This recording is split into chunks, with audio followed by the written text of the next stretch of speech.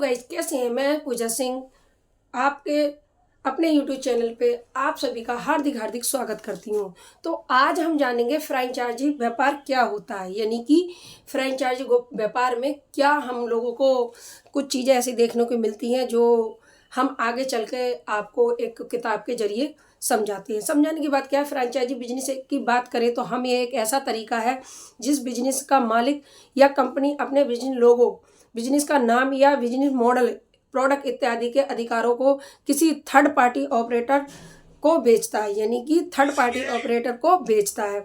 इस व्यापार के स्टेप पे दो प्रमुख शर्तें रखी जाती हैं, यानी कि इसके लिए दो प्रमुख शर्तें रखी जाती हैं। नंबर एक, फ्रेंचाइजर जो ब्रांड है, जो व्यवसाय प्रणाली विकसित करता है, निवेशकों को ब्रांड के नाम के तहत नए स्थान खोलने और उसकी वैश्विक संपदा का उपयोग करने का लाइसेंस देती है।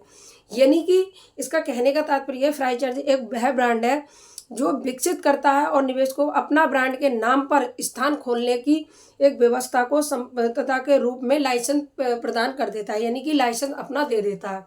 दूसरा, फ्रेंचाइजी, यानी वो था फ्रेंचाइजर और ये है फ्रेंची, यानी कि फ्रेंची वह जो व्यवसाय चलाने के लिए फ्रेंचाइजी का नाम और व्यवसाय प्रणाली का उपयोग करने का अधिकार खरीदता है। फ्रेंची आमतौर पर फ्रेंचाइजर को रिजर्व, यानी कि राज्यसभा का 1% रॉयल्टी रूप में जाना जाता है।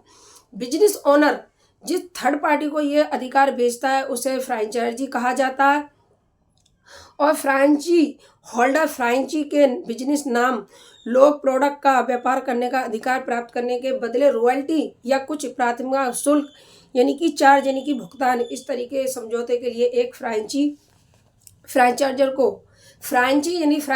को रॉयल्टी और कभी कभार एक प्रारंभिक भुगतान करती है। इस व्यवसाय को संबंधित फ्रेंचाइजी समझौते के रूप में जाना जाता है। ब्रांड बनाना और फिर उसका वितरण करना फ्रेंचाइजिंग के रूप में जाना जाता है, यानी कि एक ब्रांड बनाना, फिर ब्रांड को संपत्ति, यानी कि प्रचार करना, यानी कि वितरण करना, यानी कि बेचना भी समझ सकते हो, उसको फ्रेंचाइजिंग के रूप में जाना जाता है।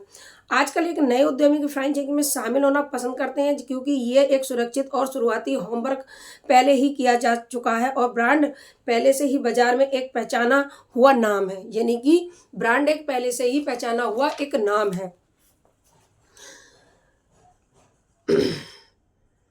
ब्रांड पहले से ही बाजार में एक पहचाना हुआ नाम है, व्यापार प्रणाली स्थापित हो चुकी है और चालू भी।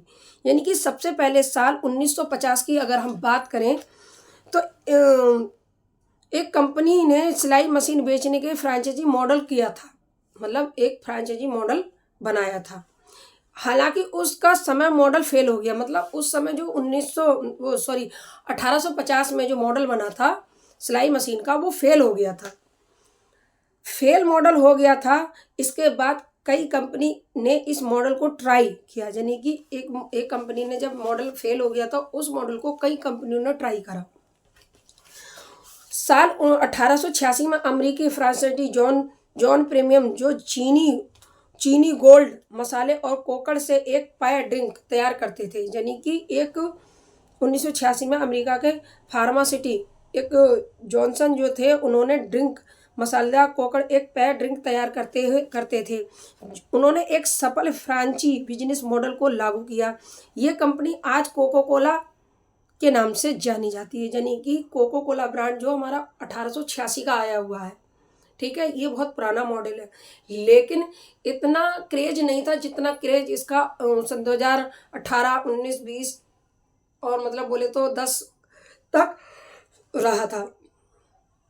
ये हमारे जो कुछ जो होते हैं फ्रेंचाइजी के जो मालिक होते हैं उनके कुछ लाभ और कुछ कारण बता दूं आपको। फ्रेंचाइजी पहले से स्थापित एक व्यापार के नाम के तहत काम करती है और एक स्थापित ब्रांड ग्राहकों को आश्वस्त करता है और उनकी वफादारी सुनिश्चित करता है। बिक्री के लिए अधिकतर अवसर खोलते हैं, ठीक है। एक स्थापित व्यापार पहले से ही अन्य ब्रांडों के लिए स्पर्धा है। शीर्ष फ्रेंचाइजी के एक साथ काम करते हैं, समय विफलता का जोखिम कभी कम होता है। फ्रेंचाइजी को अच्छे सौदे और गुणवत्ता वाले आपूर्तिकर्ताओं तक पहुंचाने में आसानी से मिलती है, मतलब आसान से पहुंचा जा सकते हैं। फ्रेंचाइजी को ब्रांड के रूप में और वैज्ञानिक अभिमानों से लाभ मिलता है। फ्रेंचाइजी को व्यवसाय के नवीन बाजार यानी कि अनुशासन के बारे में भी उद्योग करता है। यानी कि फ्रेंचाइजी आपको व्यवसाय सुचारू रूप से और कुशल प्रभावी रूप करने तथा सामग्री की लागत को कम करने के लिए सर्वोत्तम रणनीति को लागू करने के लिए प्रशिक्षित और मार्गदर्शन करता है। यानी कि ये जो हमारा बिजनेस है डायरेक्ट सेलिंग का, फ्रेंचाइजी व्यापार, यानी कि एक व्यापार की अगर हम बात करते हैं तो व्यापार हर व्यक्ति अपने अपने तरीके से करना पसंद करता है। कोई व्यापार अपने सब्जियों का करता है, तो कोई अनाज मंडी से करता है, तो कोई फल मंडी से करता है।